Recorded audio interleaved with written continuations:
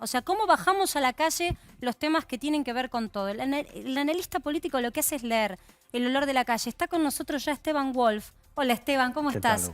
Él es empresario. Tenés una fábrica de helados. Tengo una fábrica de helados, Chocorísimo.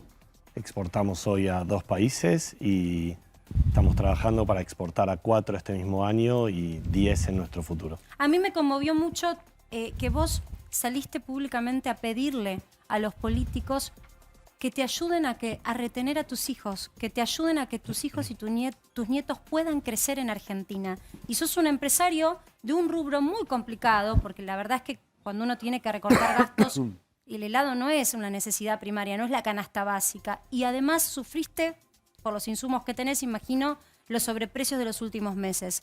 Te parás en un lugar de un empresario que quiere a la Argentina y que quiere seguir invirtiendo en Argentina. ¿Cómo digerís esto de lo que estamos hablando, ¿no? Un presidente que habla de depresión, un presidente que se enoja con el que compra dólares. Yo creo que todos tenemos que dejar de enojarnos, de pelear, de la grieta, y lo que vos estás contando, que es lo que conté en el Congreso, justamente fue eso. Tenemos que dejar, o sea, nosotros tenemos un país donde nuestros abuelos fueron inmigrantes, y tenemos que tratar de luchar por eso y evitar que nuestros hijos sean emigrantes. Y creo que es lo mejor que pude hablar con mis amigos en el último tiempo, con mi mujer y con mis hijos. Nosotros queremos a la Argentina, yo soy un fanático de la Argentina, amo este país. Y creo que en los últimos 30 años nos hemos preocupado por hacer un montón de cosas que no funcionaron y que el resultado está a la vista. Entonces, está de acuerdo un poco con Raúl, ¿no? Que estas formas de dirigir, él es un analista y aparte analiza cómo no solo el discurso, sino cómo se expresa el discurso. ¿Estás de acuerdo que por ahí no es la mano? Mira, a mí me gusta hacer analogías con lo que los emprendedores hacemos. Un emprendedor lo primero que hace es crear valor, hacer las cosas distintas. Eso es crear valor. Y hacer un plan de negocios a 10 años. Y lo que me parece que le falta a la Argentina es crear valor en todo contexto, en la política, en el sindicalismo, en los dirigentes sociales y en los empresarios con respecto al país. ¿Por qué crear valor? Para hacer las cosas distintas. Lo que hicimos en los últimos 30 años no funciona. O sea, tenemos el resultado. Yo tengo 49 años, no soy ni muy viejo ni muy joven. Y la realidad es que desde la época de Alfonsín hasta hoy, que es mi memoria, si querés, laboral, el país ha venido haciendo un montón de crisis, una tras otra, en sistemas totalmente cíclicos cada 3 meses, 6 meses o 3 días, y no ha encontrado un rumbo en lo que viene haciendo hace 30 años. Entonces, mi pregunta es, ¿por qué no hacemos de una vez por todas las cosas distintas? ¿Por qué no creamos valor? ¿Por qué no de una vez por todas se juntan, nos juntamos todos? O sea, yo digo, se juntan los políticos porque yo no soy responsable de que los políticos se junten. De hacer una convocatoria. Yo soy responsable de estar en la mesa, ¿sí? Ahora, es muy interesante lo que contás porque desde esa experiencia, desde esa vivencia, vos llegaste a esto de un plan de 10 años para adelante, armar tu empresa, exportar a 2 países. ¿Que eso es un milagro, una excepción o algo que nos debería transmitir un mensaje? Decir, miren muchachos, yo creo que las cosas se deberían hacer más o menos así. Yo para nada soy un milagro. Yo soy un insistidor, un emprendedor serial. Lo que le enseño a mis hijos, que es el 90% del éxito, se basa en insistir. Y lo que hago es lo que hace cualquier emprendedor de Argentina. El que abre un kiosco, el que tiene una pizzería o el que tiene una super compañía tecnológica, que es levantarse todas las mañanas bien temprano y salir a laburar 12 horas por día. Pero cuando soñamos en hacer una empresa, lo primero que hacemos es escribir qué vamos a hacer, cómo, cuándo y dónde. Y es el principio de un plan de negocios. Una empresa tiene un plan de negocios. Y a mi criterio lo que le falta a la Argentina es eso. Al país le falta un plan de negocios. Raúl, ¿qué pasa si los gobiernos se sinceran porque vos hablás desde un lugar en donde vos sabés qué podés administrar? Y en todo caso le comunicás a tus empleados. ¿Qué pasa cuando un gobierno tiene que sincerar lo que tiene que hacer para que el país salga adelante? No podés, en esta situación no podés hacer eso porque el costo político es impagable. Claro. Es impagable, es suicida. Es suicida. Yo entiendo lo que está diciendo en términos políticos o en términos de gestión, a lo que se está refiriendo, pasado a gestión, no a emprendimiento, es un plan, un conjunto de políticas de Estado acordadas con todo el arco político, porque eso, en términos políticos, eso sería un plan a 10, 12 años, donde es que ahí habría un costo político cero. Que vas a tener esta tasa, vas a tener este valor de la mercancía, te van a cobrar este impuesto y este no, y que eso no cambie. Y que eso no cambie. Y por el lado del trabajador, tiene que tener también un sistema de garantías que no haga que un juicio laboral sea 5 años y que además cuando lo tiene que pagar la pyme, quiebra. Sí, reglas claras para reformas de fondos que además se perpetúen más allá de una gestión. La verdad que de estos planteos hemos escuchado un montón de veces. Hasta te diría que todos estuvimos de acuerdo en algún momento con las reformas tributarias que se han puesto sobre la mesa. El punto es cuando se tienen que aplicar. Triste. Gracias, Raúl. Sabemos que tenés un compromiso. Gracias por haber participado. Te vamos a volver a invitar. Siempre es un gusto escucharte y tus análisis juntos con mi gran compañero Eddie Zunino. Tenemos que ir a una brevísima pausa, ¿no? Y enseguida volvemos con más para que sepas.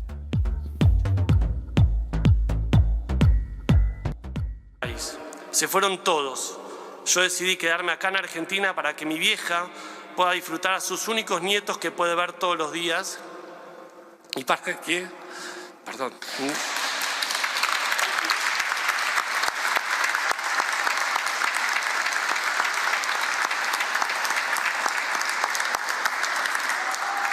Y para que mi mujer, que está acá,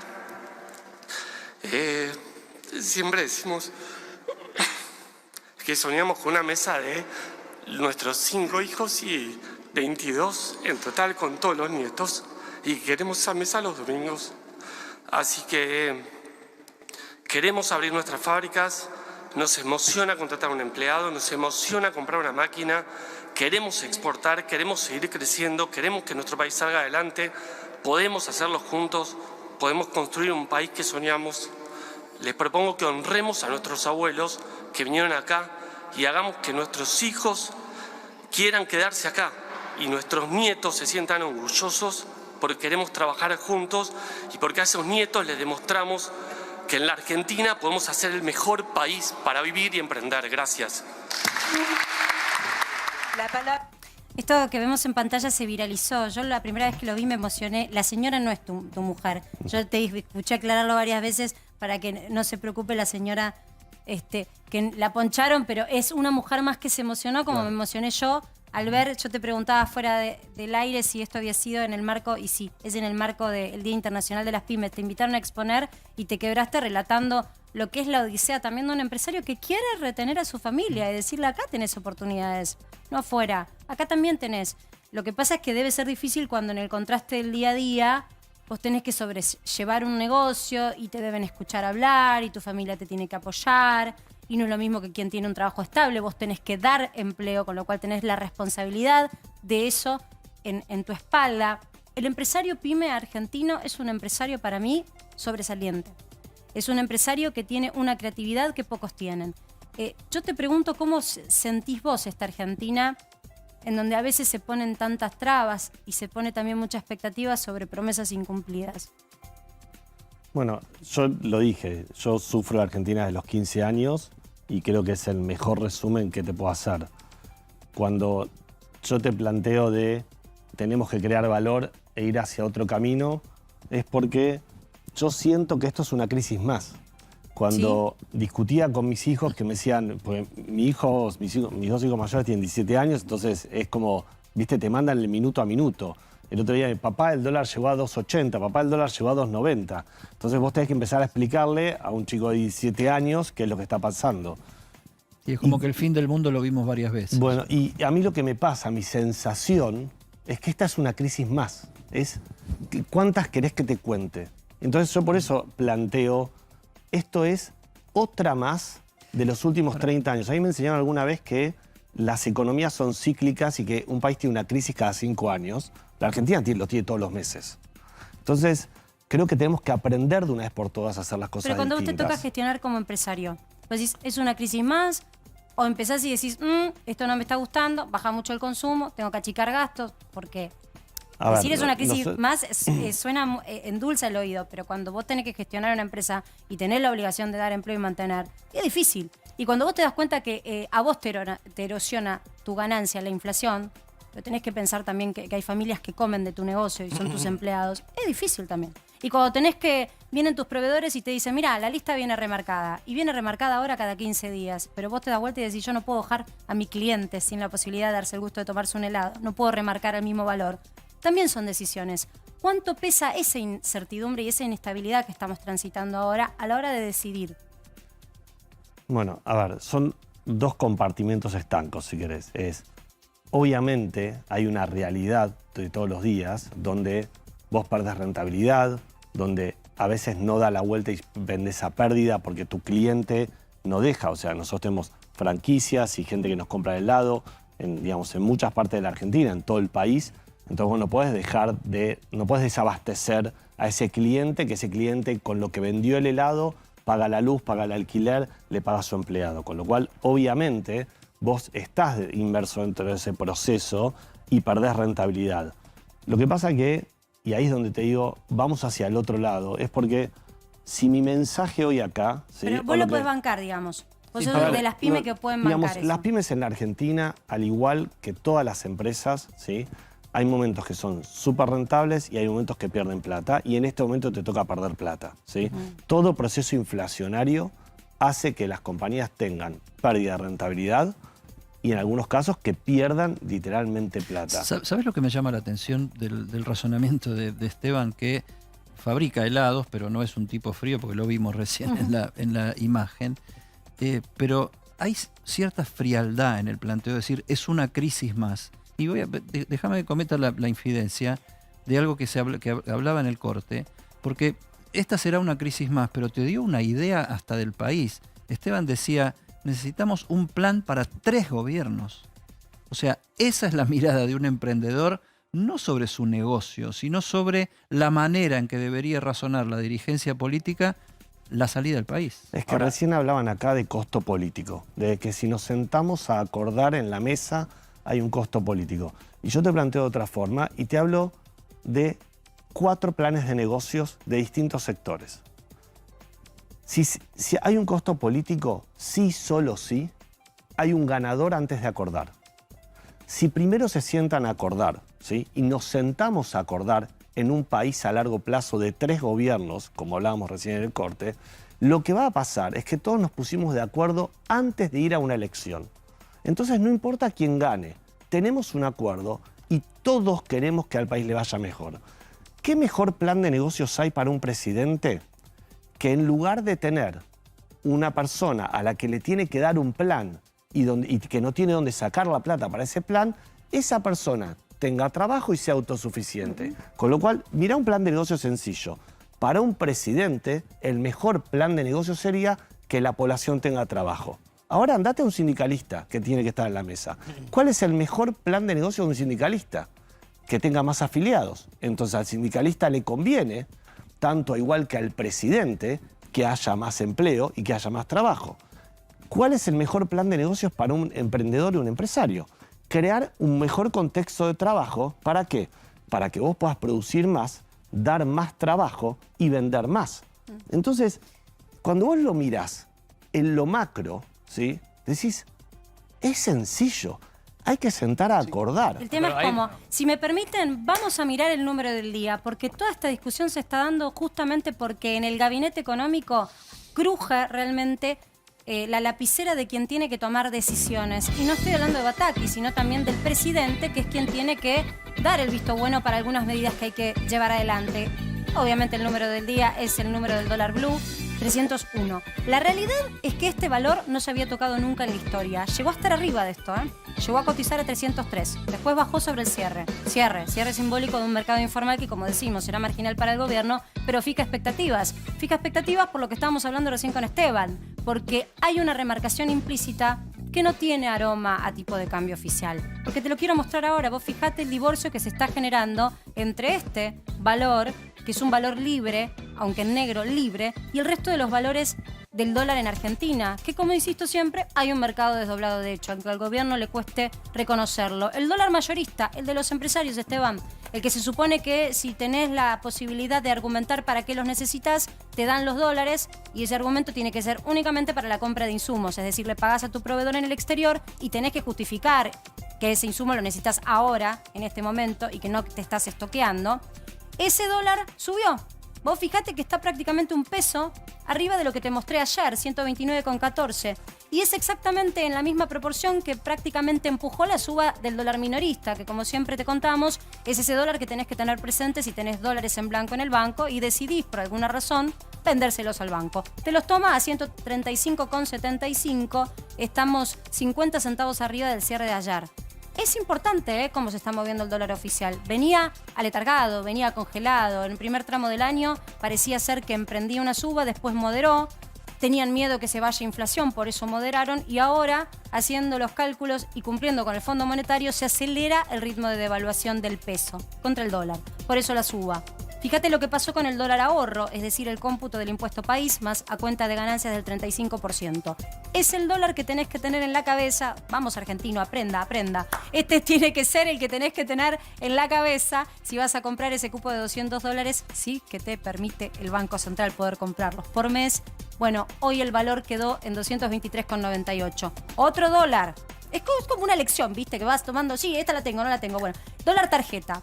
Este es el dólar de aquellos que para el gobierno están desestabilizando nuestra economía. Se van al exterior, compran cosas en el exterior, pagan servicios en el exterior o contratan servicios, por ejemplo, de streaming. O se bajan una aplicación y pagan a esa empresa la actualización, que está esa empresa seguramente en Massachusetts. Entonces, por eso entra este tipo de cambio que hoy está en 237,56. La percepción a cuenta de ganancias es mayor, por eso la cotización.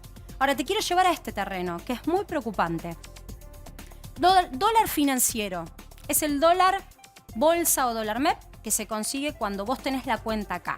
Misma operación la podés hacer para tener una cuenta afuera, es decir, hacerte dólares legalmente con el parking, es decir, estaciono el cochecito, compro el bono, compro la acción, lo estaciono 5 días, lo vendo y me puedo hacer de dólares. Esto es legal y se permite en Argentina, siempre y cuando tengas la plata en el circuito formal. Si los dejo en Argentina, pago hoy 297 por cada dólar. Si me lo llevo afuera, 311. ¿Por qué me quiero parar en este lugar?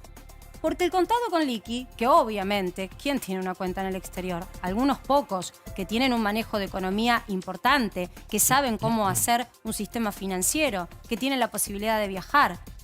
Inversores y empresarios hoy están dispuestos a pagar en blanco 311 pesos por cada dólar. Eso es el costo que se está pagando. Es un divorcio que nunca se había tocado en Argentina entre tipo de cambio oficial y paralelo. Es la brecha más alta que hemos tenido en la historia de los últimos, por supuesto, tiempos. 141% la amplitud de esta brecha. Es muy importante lo que te estoy contando porque está preocupando al gobierno este manejo o desmanejo del tipo de cambio. Hay algunos ministros que dicen, el mercado nos está devaluando, lo que no queremos hacer está pasando igual. Está Federico Furiase, nuestro economista amigo, para analizar estas variables. Fede, ¿cómo estás? ¿Qué tal, Marcela? Un placer. Bueno, hace rato que te vengo leyendo y vos advertís que esto es casi una asignatura pendiente y que en algún momento iba a haber que hacer una corrección. Ahora, el gobierno resiste a hacerla.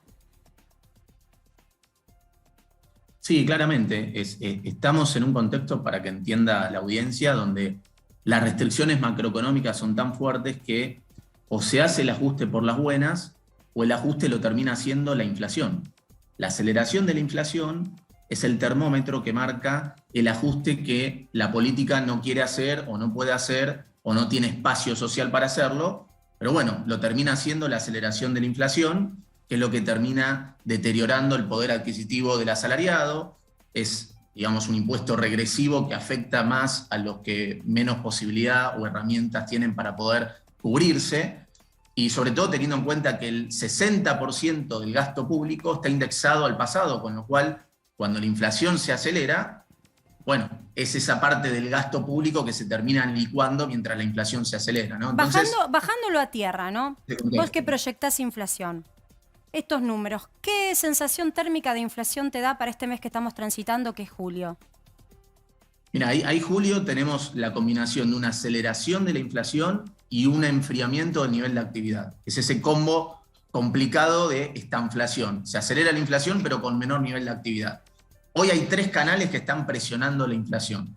Uno es la emisión monetaria. El Banco Central está emitiendo para financiar el agujero fiscal porque no hay financiamiento, y también porque el Banco Central, esto es más técnico pero tiene que ver, emitió para comprarse la deuda del Tesoro que el mercado se estaba de alguna manera vendiendo por el riesgo a un problema con esa deuda del Tesoro. Entonces tenés ese punto. Después tenés la suba de los dólares financieros. Eso termina retroalimentando expectativas de inflación. Y el tercer canal, que es el más importante, es la restricción que metió el gobierno a las importaciones frente a la escasez de dólares. ¿Qué hace? Que una empresa que tiene que importar y no está pudiendo, el costo de reponer su mercadería, que hoy la tiene estoqueada para preservar el capital de trabajo, bueno, si no tiene la certeza de que va a contar con los dólares para poder reponer esa mercadería, hace dos cosas. O la guarda, la estoquea, o la vende. Pero si la vende y no sabe cuál va a ser el costo de reposición, bueno, cada vez esa mercadería la pricea al dólar financiero, no al dólar oficial. Claro, o a un dólar esto que estás contando es el significado de tener una separación, una diferencia, una brecha entre tipo de cambio oficial y los paralelos, que no son necesariamente ilegales, porque lo que te digo del dólar financiero es legal, de más del 140%. La pregunta es, Fede, ¿cómo se corrige esto sin terminar en una disparada inflacionaria? Bueno, esa es una gran pregunta. Yo creo que empieza por un ordenamiento político. Si acá no hay un respaldo de toda la coalición de gobierno al plan económico, digamos, por el que quiere ir la ministra de Economía, que yo estoy de acuerdo, delineó que cree en el equilibrio fiscal, en la acumulación de reservas del Banco Central, en las tasas reales positivas, se mantiene dentro del acuerdo con el FMI. Ahora, el problema es que el gobierno perdió credibilidad, porque una parte de la coalición de gobierno, mientras estaba el ex ministro de Economía Guzmán, era opositor a esos delineamientos macroeconómicos que necesitas en el corto plazo para no ir a una espiralización de la inflación. Entonces, primero necesitas que la política respalde el programa económico. Si después tenés eso, bueno, se tienen que implementar las herramientas para poder ir achicando el déficit fiscal, que tiene una inercia muy complicada, y el problema es que el Banco Central tampoco cuenta con herramientas concretas para bajar rápido la inflación, porque la tasa de interés ya no te alcanza para poder anclar las expectativas. El dólar oficial no lo podés seguir atrasando. Fíjate que ya el dólar oficial, el Banco Central lo viene moviendo a 5,5% mensual, porque no puede atrasarlo más, porque si no, nadie va a liquidar y seguís perdiendo reservas. Las tarifas no las podés congelar más, porque congelar tarifas es más subsidio, más gasto, más emisión monetaria y lo que le tratás de poner al bolsillo del consumidor por un lado, que es congelando las tarifas, se lo terminás sacando del otro bolsillo cuando eso lo financiás con emisión y termina más inflación. Con lo cual, digo, se tiene que ordenar la política, lograr convencer digamos, que se va a ir reduciendo el déficit fiscal y la emisión paulatinamente, y eso en el mejor de los casos te puede llevar a un nivel de inflación más alta, pero que no se espiralice. Digo, lo mejor a lo que podemos aspirar en el corto plazo es tener una inflación que se va acelerando, pero que no entras en un terreno de espiralización. O sea que, Fede, como para concluir, en un escenario optimista, lo que tenemos que esperar los argentinos es que la inflación siga estando en niveles altos. Altos porque venimos de un lugar del 5% mensual. No sé si vos proyectás que pueda todavía ser aún más alto el número promedio mensual del segundo semestre. Sí, probablemente julio tengas un nuevo pico, una inflación que puede estar entre el 6,5% y el 7% como estimación preliminar. Hay que ver qué pasa en esta segunda quincena. Entonces la clave es que el gobierno después logre bajarlo al 4,5% o 5% mensual. Entonces, esa dinámica cierra en una inflación anual cerca del 80% en diciembre 22. Por eso estamos en un contexto donde si no se ordena la política y no se logra hacer un plan macroeconómico consistente, que es a lo que quiere apuntar la nueva ministra de Economía, bueno, corremos el riesgo de una espiralización inflacionaria. No estoy hablando de una no estoy hablando de corrida en los bancos, eso es otro tipo de crisis, pero sí hay que tener en cuenta de que corremos el riesgo de una espiralización de la inflación y es clave, digamos, que la política entienda que hay que ordenar el déficit fiscal. Cuando no hay financiamiento y no hay reservas, no te queda otra. El gobierno va a intentar... No. A ver, a mí me contaba un ministro que ya la ministra Batakis les informó a cada uno que se viene el recorte para cada uno de los ministerios, lo cual es todo un símbolo. Que empiecen a recortar los gastos en la política es lo primero que tendrían que haber hecho. Fede, la última que te hago, yo sé que no sos mago, sos economista, pero seguro que mucha gente te está escuchando. Como siempre te invitamos a participar en A24. En ese escenario optimista, me quiero abrazar ese escenario optimista. Optimista, pero de un 4,5% mensual de inflación. ¿Qué avisorás que puede llegar a suceder con el valor del dólar? Bueno, a ver, el dólar de 300, ese dólar financiero, para tener en cuenta, es un dólar de pánico financiero. Ajustado por inflación son los mismos niveles que tuvimos en la salida de la crisis de la convertibilidad. No es el dólar que necesita Argentina para generar reservas en el Banco Central, o no son los niveles de salario. Se fueron de mambo, básicamente, es un dólar susto. Exactamente, es un dólar de pánico financiero. Eso no implica que si no se ordena la política y no hay un programa económico consistente bajo el acuerdo con el fondo, no pueda seguir subiendo. Claro. Fede, gracias es el termómetro del dólar financiero. Entonces, gracias porque sos siempre muy claro y muy preciso. No promesas, pero bueno, proyecciones. Gracias por haber participado en Para que Sepas. Esteban, yo con todo esto que te está diciendo Fede, tengo que preguntarte sobre los dichos del presidente hoy. ¿Ustedes son empresarios que especulan? Para nada. ¿Las pymes especulan? Ni las pymes especulan, ni los emprendedores especulan. Lo único que hace un emprendedor es ir atrás de un sueño e insistir todos los días. Un emprendedor es lo único que hace. Un emprendedor quiere crear valor, dar trabajo y llevar su compañía al mundo. De cualquier ámbito. Un emprendedor tecnológico, como Marcos Galperín, dueño de Mercado Libre, que fue un emprendedor que empezó en un garage. ¿Y te molesta cuando los tratan a los empresarios de especuladores? Y sobre todo pensando en el empresario pyme, ¿no? De especuladores, de que cuando están especulando para poder llevar la mercadería están viendo si conviene o no deshacerse del stock y entonces generan estos desfasajes en góndola. Sé que no es tu rubro, pero tenés mucha gente que trabaja con vos. Mira, yo creo que hay que empezar, la Argentina tiene que empezar a valorar al emprendedor y al empresario. Y creo que en la Argentina durante los últimos años, durante muchos años, no entendemos que el emprendedor y el empresario es el 95% de la economía, no de Argentina, del mundo. En la Argentina, más del 65-70% del trabajo que toda la gente sale y tiene y gana un salario está hecho por un emprendedor, lo da un emprendedor, lo da una empresa pyme. ¿Sí? El 70% de la masa salarial es de los emprendedores pymes. Entonces, si me preguntás a mí, tenemos que empezar a revalorizar a la gente que da trabajo. Totalmente. Y tenemos que empezar a apoyar, no a Esteban, a todos, a un montón de emprendedores que todos los días invierten todo.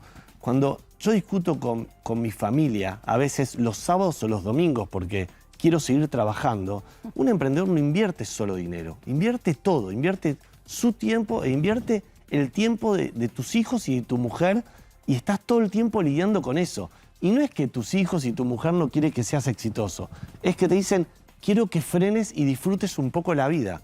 Y la verdad es que tenemos que empezar a revalorizar a esos emprendedores y ojalá después de mí llames a otros 100 emprendedores y otros 100 empresarios pymes, como Francisco de las hamburguesas Dinandenis, como Marcelo Salas de Café Martínez, como todos tipos geniales que lo único que hacen es lucharla para dar trabajo a miles y miles y no de bajan los argentinos. brazos, Carlitos. Se habla siempre, Esteban, cortita la mía, se habla siempre de la famosa reforma laboral. Cuando vos contratás un empleado nuevo, estás en tu cabeza vos pensás, ¿qué suerte me estoy expandiendo o me estoy comprando un juicio a futuro?